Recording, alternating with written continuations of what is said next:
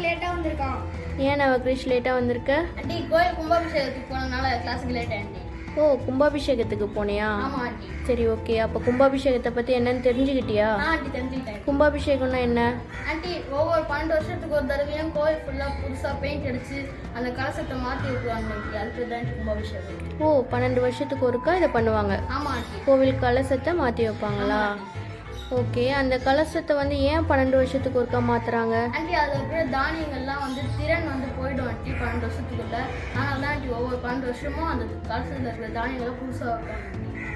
ஓ, கலசத்தில் தானியங்கள் வச்சுருக்காங்களா? எதுக்காக அதில் தானியங்கள் வச்சுருக்காங்க? ஆண்டி இயற்கை சீர்திருத்தினால் அந்த விவசாயம் வந்து அழிஞ்சிடும் ஆண்டி.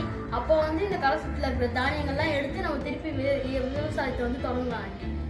ஓ, இயற்கை சீற்றத்தினால அப்படி நம்ம தானியங்கள்லாம் தீந்துருச்சு அப்படின்னா இந்த கலசத்தில் இருக்கிற தானியங்களை எடுத்து யூஸ் பண்ணிக்கலாம்னு வச்சுருக்காங்களா?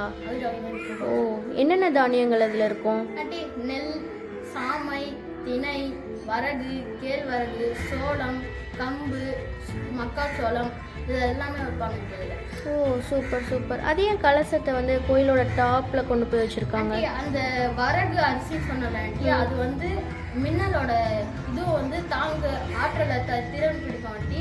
அதனால தான் ஆண்டி நம்ம மேலே செவத்துக்கு மேலே கலசத்தை வச்சு அதில் வச்சுருக்காங்க ஆண்டி. சரி, ஓகே, சூப்பர். லேட்டாக வந்தாலும் நிறைய இன்ஃபர்மேஷன் தெரிஞ்சுட்டு தான் வந்திருக்க. Very good. ஓகே ஃப்ரெண்ட்ஸ், இந்த வீடியோவில் கும்பாபிஷேகத்தை பற்றி தெரிஞ்சுக்கிட்டீங்களா? அடுத்த வீடியோவில் இன்ட்ரெஸ்டிங்காக நம்ம ஒரு விஷயத்தை தெரிஞ்சுக்கலாம். பாய்.